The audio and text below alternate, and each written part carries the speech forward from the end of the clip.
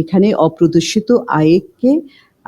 বৈধতা দেওয়ার একটা প্রস্তাব দেওয়া হয়েছে। এটার মাধ্যমে হচ্ছে যে বৈষম্য সৃষ্টিরও একটা হাতিয়ার, যে এই যে জুলাই আন্দোলন হলো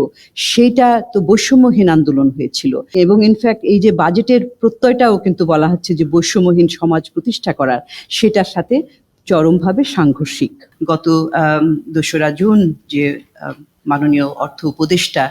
উপস্থাপন করেছেন জাতীয় বাজেট 2025-26 অর্থ বছরের জন্য, এবং এই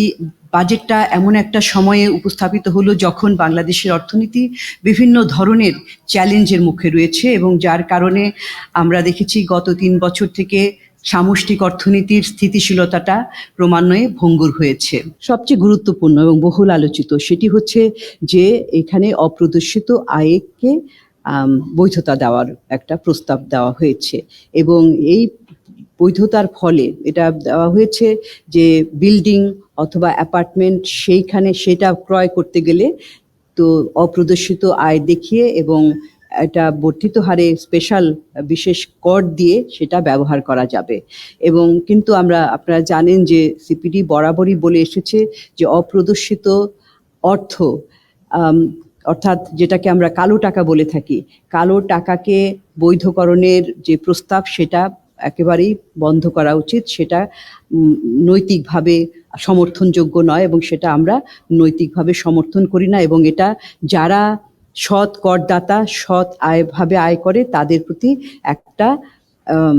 একটা অনুৎসাহ হিসাবে কাজ করে, এবং তাদের যে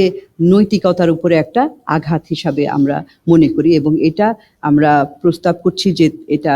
যাতে উইথড্র করা হয়। এবং আরেকটা বিষয়, এটার মাধ্যমে হচ্ছে যে বৈষম্য সৃষ্টিরও একটা হাতিয়ার। যেমন ধরেন যে আমরা জানি যে আবাসন খাত, এই খাতের যে মূল্য সেটা কিন্তু অত্যন্ত বেশি, এবং এর একটি কারণ যে এই যে বিভিন্নভাবে অবৈধভাবে উপার্জিত অর্থ সেই খাতে যে সেটার দামটা কিন্তু বাড়িয়ে তোলে, যার ফলে সাধারণ জনগণ যারা বৈধভাবে অর্থ উপার্জন করে তাদের জন্য